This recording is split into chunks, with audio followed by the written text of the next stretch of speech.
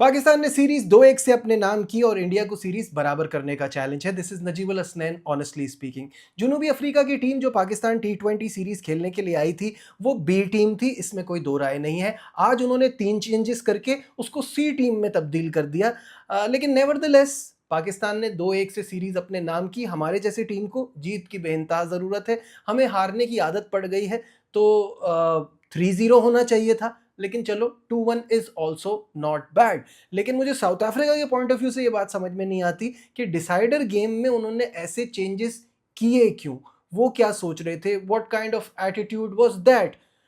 जो भी हुआ, जैसे भी हुआ, पाकिस्तान ने गिरते पड़ते ये आखिरी मैच अपने नाम किया। आखिरी 17 गेंदों पर पाकिस्तान की 4 विकेटें गिरी। तो इससे पता चलता है कि हम इस सी टीम के खिलाफ भी किस तरह से मैच जीते। बात वही होती है कि आप लिखा तो आएगा कि आप सीरीज जीत गए, लेकिन अगर आप इस बारे में सोचेंगे कि इस सीरीज से हमने क्या खोया क्या पाया, तो इस पर एक क्वेश्चन मार्क है। क्योंकि आपको पता ही नहीं है कि आपकी ये टीम अच्छी है, बुरी है, कैसा कर रही है, कुछ समझ नहीं आ रहा। आपने उस्मान खान को डाला, उस्मान खान की प्लेस अभी भी इस टीम में समझ नहीं आती।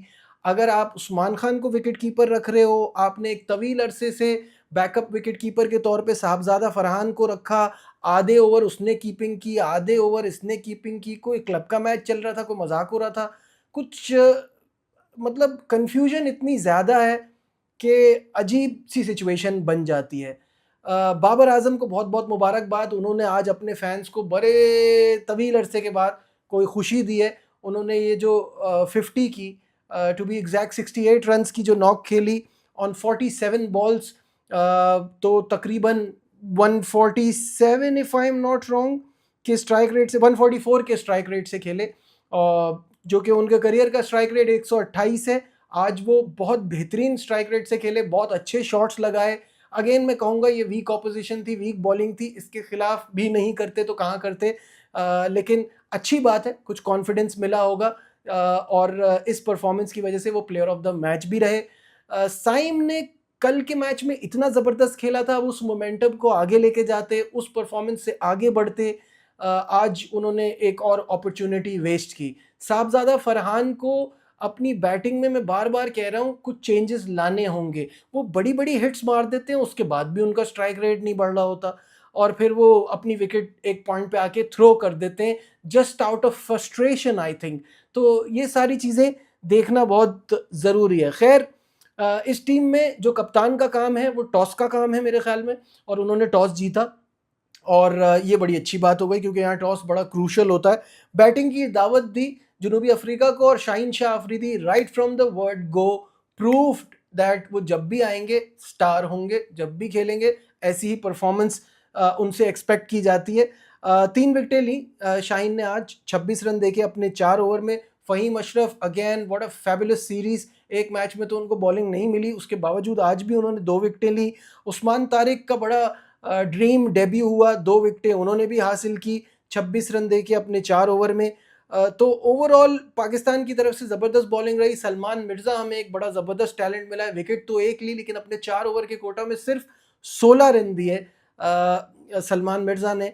तो ये भी बड़ी ज़बरदस्त परफॉर्मेंस रही। बैटिंग ओवरऑल रज़ा हेंड्रिक्स के 34, ब्रेविस अजीब 21 रन किए उन्होंने। डोनोवन फेरेरा थोड़ा सा फाइट बैक करते हुए नजर आए, 14 बॉलों पे 29 रन बनाए। Corbin Bosch is a star, वो पहले दिन से मुझे पसंद है, जब से उसका डेब्यू हुआ है तब से मुझे कॉर्बिन बॉश ने बड़ा इंप्रेस किया है। वो बॉल में भी जान मारता है, वो बैटिंग में भी जान मारता है, वो फील्ड में भी अलग नज़र आता है। तो बॉश मुझे अच्छा लगा। बाकी पाकिस्तान की तरफ से वही मैंने कहा, साहबजादा फरहान 2 चौके 1 छक्का होने के बावजूद भी एक बंदे का स्ट्राइक रेट 105 है, इसको ठीक करना बहुत ज़रूरी है।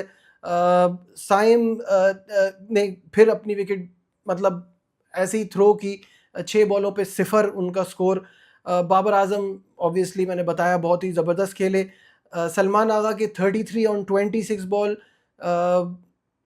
यहाँ पे जब आप इतना टाइम स्टे कर गए थे, बाबर को और आगा को मैच फिनिश करना चाहिए था, और उसके बाद फिर एक हमारा जो कोलैप्स की दास्तान है वो शुरू हो जाती है, जिसके बाद 140 रन पे पहुंचने के लिए भी पाकिस्तान ने 6 विकेटें गंवाई।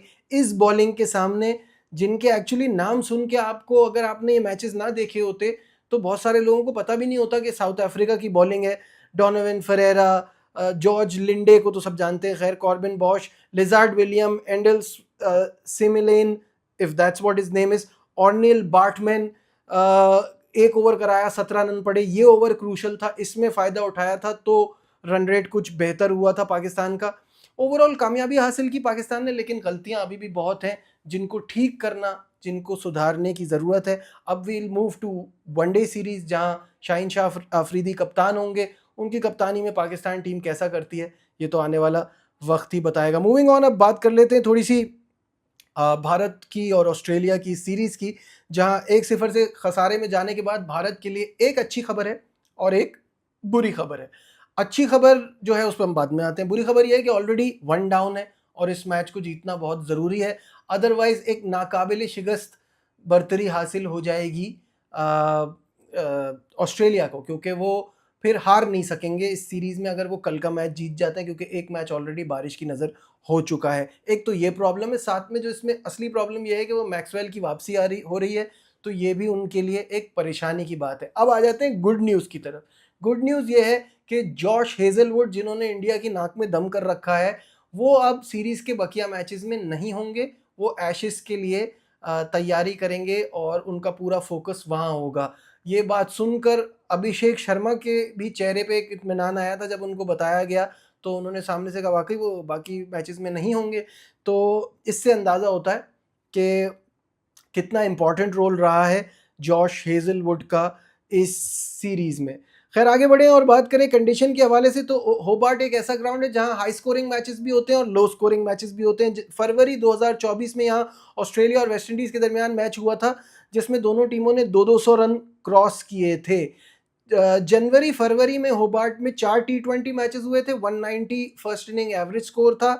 और फिर अक्टूबर नवंबर में यहाँ 9 T20 मैचेस हुए, जिसमें first inning average score was 148। तो कभी ज़्यादा कभी कम, लेकिन यहाँ पे हाई स्कोरिंग गेम्स भी होते हैं, लो स्कोरिंग गेम्स भी होते हैं। कल के लिए अच्छी बात यह कि मतला साफ है, बारिश का कोई चांस नहीं है, so that's a good sign कि मैच पूरा हम देख सकेंगे। होबार्ट में अब तक इंडिया ने एक भी T20 इंटरनेशनल नहीं खेला है, तो ये उनका पहला मौका होगा जहां इंडियन टीम आपको होबार्ट में एक्शन में नजर आएगी। जसप्रीत बुमराह का मैं बता चुका हूं विकेटों की सेंचुरी करने का उनका पहले ही मैंने आपको पिछली वीडियो में बताया था, 2 विकेटें वो वहां ले चुके थे, तो 2 विकेटें दरकार हैं उनको विकेटों की सेंचुरी मुकम्मल करने के लिए।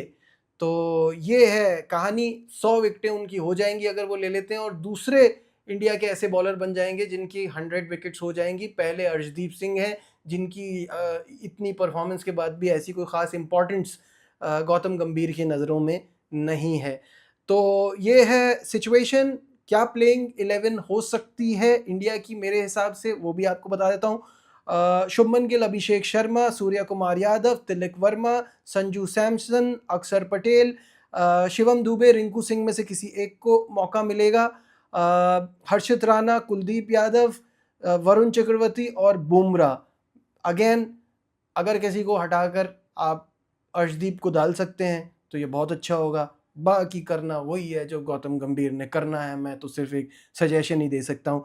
आपको यहाँ ये भी बताता चलूँ कि बहुत सारे लोग पूछ रहे हैं कि श्रेयस अय्यर की अपडेट क्या है। अब वो अपडेट सबके सामने आ गई है, लेकिन अगर आपने मिस किया है तो आपको बता दूँ कि भारतीय बल्लेबाज श्रेयस अय्यर को अस्पताल से डिस्चार्ज कर दिया है। 25 अक्टूबर को वो फील्डिंग करते हुए उनको पसली में चोट लगी थी, जिसकी वजह से इंटरनल ब्लीडिंग हो गई थी और उनको आईसीयू में एडमिट करना पड़ा था।